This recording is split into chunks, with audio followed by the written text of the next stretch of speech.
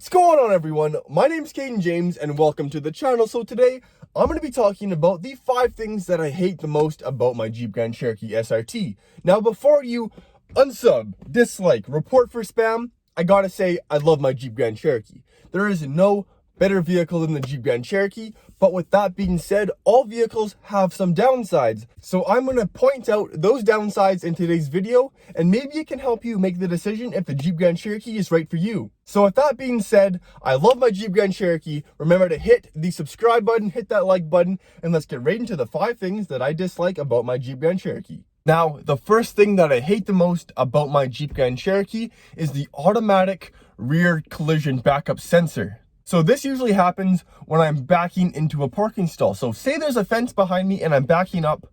I'll be like 5 feet away from the fence, but the automatic parking sensor engages and slams on the brake, and I think I just nailed the wall. There will be at least 2 or 3 feet.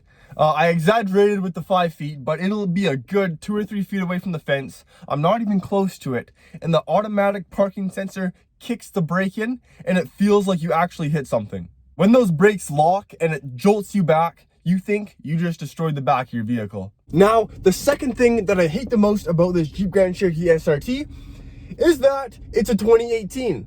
I said it's a 2021, but you would never know because Jeep hasn't changed up their Jeep Grand Cherokee SRT since 2017. Now, thankfully, they're coming out with the all brand new model in 2022, but when you're paying $85,000 and $90,000 for a vehicle, you want some changes from the previous year's model. From 2017 all the way up to 2021, you are getting the exact same vehicle. Same engine, same performance, same chassis, same look. It's all the same vehicle. So there's not a big point in buying a brand new one. It's kind of like the Trackhawk. The Trackhawk looks exactly the same as the SRTs, except for no front fog lights and the yellow calipers and the quad exhaust. You can't really tell. I guess that's what makes them so subtle and kind of a sleeper in a way. But when you're paying that much money for a vehicle, I kind of want it to look a little bit different. Even the Jeep Grand Cherokee SRT looks similar to the Limited X. When you have that big naturally aspirated 6.4 liter V8 Hemi, with almost 500 horsepower, you kind of want some cool features on this vehicle, but no, we have the same hood from the Limited X on the SRT and on the Trackhawk. So that's one of my biggest complaints, is that they all look the same. But I'm going to take you to the exterior of the vehicle. I'm going to show you exactly what it looks like, and then I'm going to show you the 2021 model, and I want you to tell me the difference if you can see any. So here's my 2018 Jeep Grand Cherokee SRT. You can't really tell any difference from the 2021s because there actually is no differences from the 2018s to the 2021s. They look the exact same.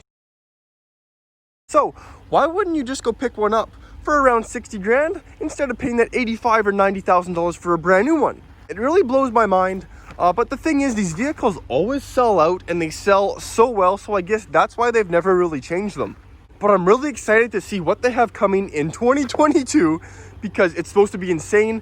As you know, this vehicle is actually on the ML Mercedes chassis and it's worked really well. Upcoming, it's going to be on a Alfa Romeo platform, so it's going to be about 500 pounds lighter and that much faster, so I'm super excited to see what the new models will look like. I guess they've never really had to change this because it just looks so good. I would like to see some options to have some carbon fiber side skirts, maybe some carbon fiber mirrors, maybe a carbon fiber roof option would be super cool. And then maybe some more carbon fiber on the front, maybe the splitter.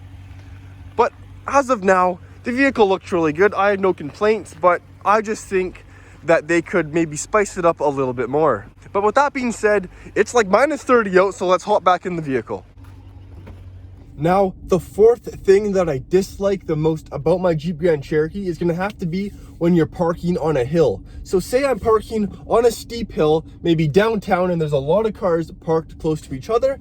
I parallel park and then I put the vehicle into park, but my vehicle goes a good half foot after I park the vehicle. Now, not only is this annoying, it could be very dangerous. If I'm parked on a hill and I only have inches between my car and the car in front of me, and I put it into park and then let my foot off the brake and my vehicle goes half a foot forward, I could hit that vehicle. I'm gonna go ahead and find a hill and show you exactly what I mean.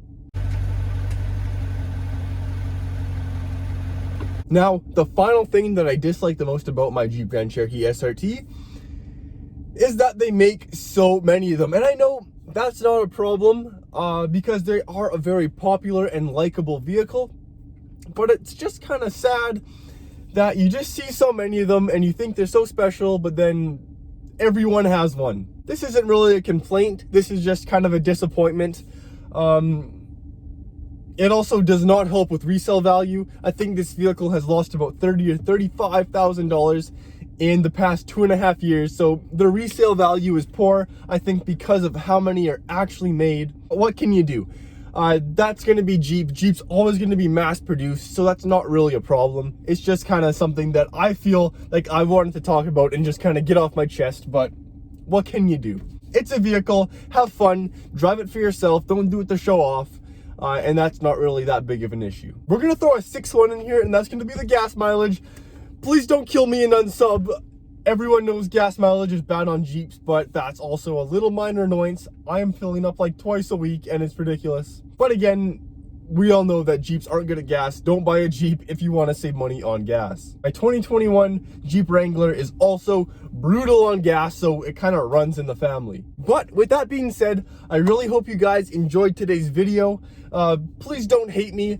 These are just some things that I thought it would be cool to kind of make a video on. So remember, if you enjoyed, hit that like button, hit that subscribe button. Like I said in my last video, I do have a new Durango coming to the channel, a Durango SRT. I'm gonna have it by Friday, so I'm gonna do a bunch of videos when we get it. It's gonna be so cool because I love Durango SRTs. They're the coolest 7-seater you can buy and the fastest. I'm gonna compare it to my Jeep SRT and really go over which one is the better buy. Obviously, if you have like 19 kids, the Durango SRT is gonna be the way to go, but I'll be sure to make those videos Friday, Saturday, and Sunday.